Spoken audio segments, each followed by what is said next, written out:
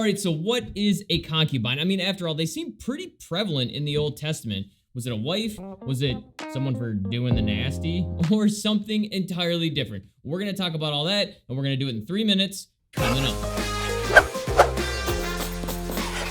All right, welcome to another 3-Minute Thursday. This week we are talking about concubines, and then we're going to end it with just an important note on concubines because the context and the culture and all that matters, because I'm sure a lot of people are going to listen to this and just instantly get offended, as is the way that a lot of people are when they read the Bible. Let's go ahead and throw 3 minutes on the clock.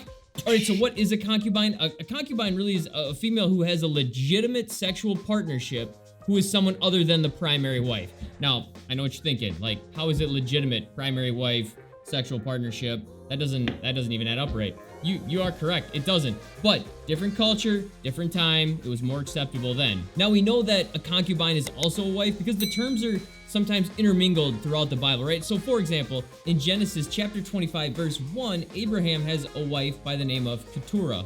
But then in 1 Chronicles chapter 1, verse 32, Keturah is referred to as a concubine. So then how do you not get to be the concubine? Like, how do you get that elevated status of primary wife?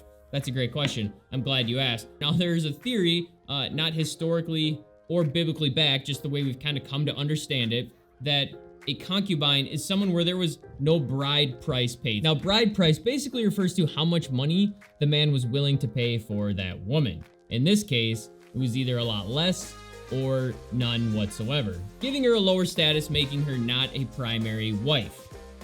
Yup. Now, if that's not offensive enough for some of you, there's also this question of, were they slaves or were concubines free? And there are areas of the Bible that make them appear to be slaves and areas of the Bible that make them appear to be free. So it could quite frankly be both. Now, if it helps a little bit, I will say that the word slave as defined in biblical times has a little bit different meaning than it does now. I realize that does not help a lot. Moving on. So then what was the purpose of a concubine? Let's just be real. I think we know one of the reasons of having multiple wives, all right? It was because they were dirty. They were dirty, trying to do the dirty. You know what I'm saying? Just doing the dirty.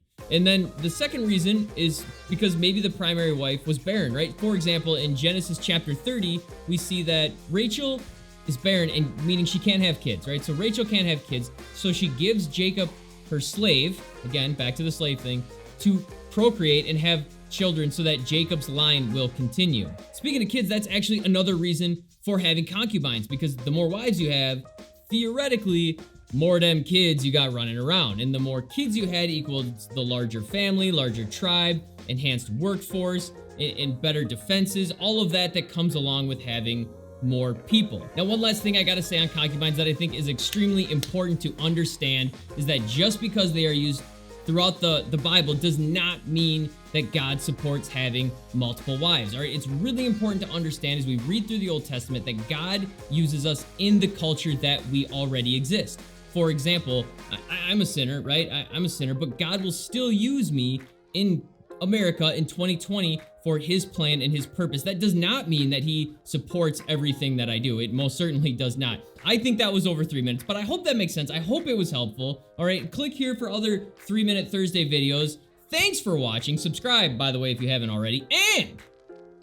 And don't forget to read your Bible.